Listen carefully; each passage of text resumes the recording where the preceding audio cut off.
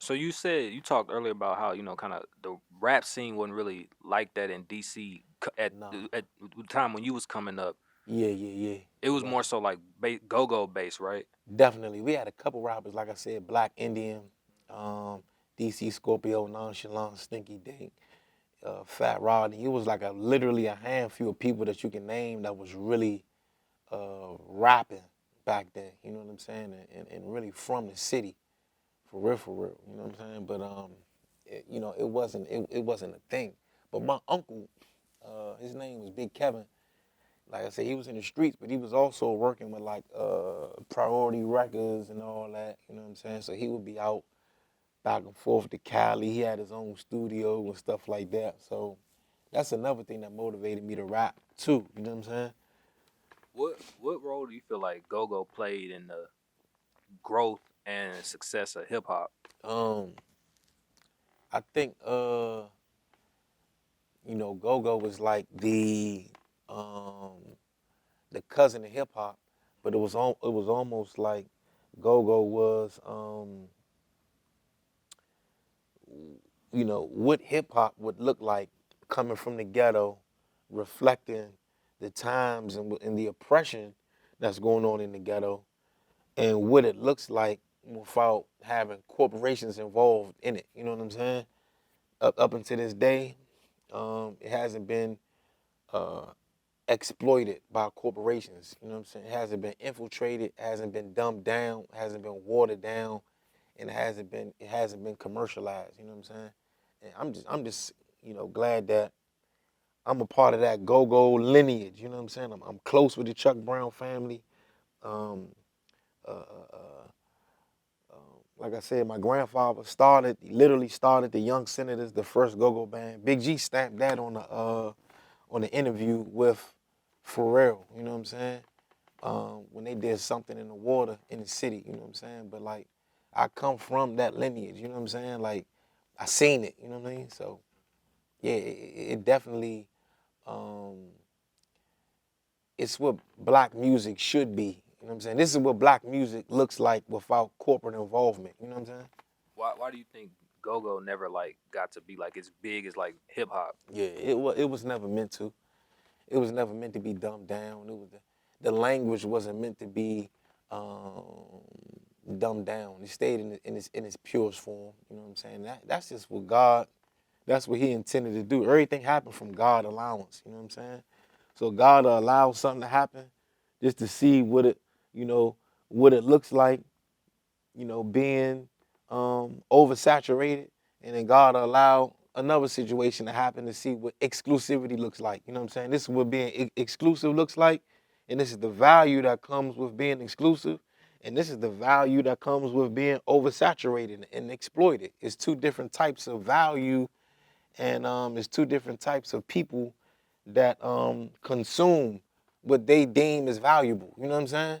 So it's like, we consume go-go music, and then the simple fact that you have masters that are involved with go-go, masters of instruments, you know what I'm saying? In hip hop, it don't really take that, you know what I'm saying? They sampling beats from masters and putting that into a machine and pressing buttons, you know what I'm saying? And pressing record, and somebody may wing a verse, you know what I'm saying? So the technicalities that come in delivering and performing go-go, it can't even be duplicated by everybody. You know what I'm saying? Because it takes a certain level of mastery, which requires like a discipline that this generation it ain't got. You know what I'm saying? Like for real. Like after these go-go bands that come out in this wave, I don't even know what go-go bands is gonna come from like the youth or from the YNs. You know what I'm saying? What was like what was some of your experiences like going to like different go-go events as a child or just being in any time in your life? Man, it was beautiful, man. You know what I'm saying? Like neighborhoods in there. It was like a family reunion of like neighborhoods though. You know what I'm saying? Me, I got family all around the city.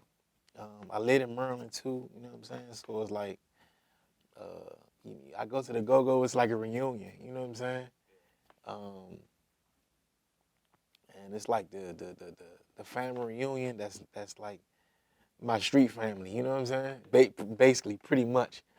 And it's a feeling like no other, man. You know what I'm saying? It's like you really have to be there to be able to understand it. You know what I mean? It's like I can't even put it into words. You know what I'm saying? But it's like, uh,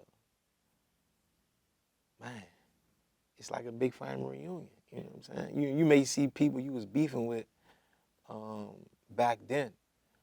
Um, we went to go-go's and sometimes bumped heads with different neighborhoods or whatever. And later on in life, the beef is over and we can party in the same room. You know what I'm saying? Like that's big too. You know, it used to be like, man, every Monday morning in school, they talking about who got beat up at the black hole.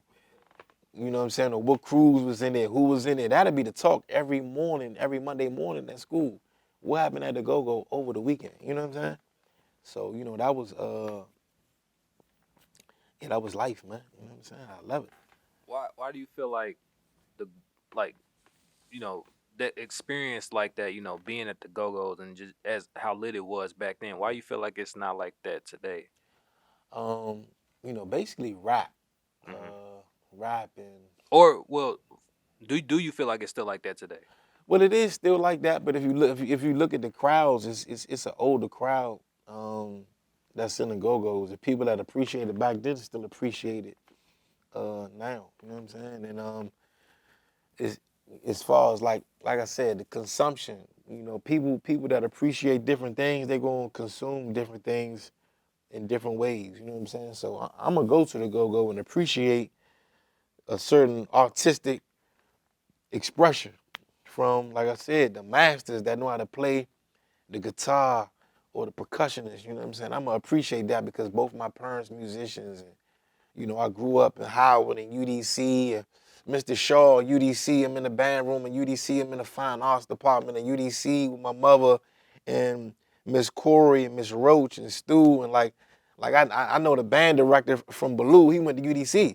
You know what I'm saying? So it's like the band director at Wilson. I knew him. He went to Howard. You know what I'm saying? So it's like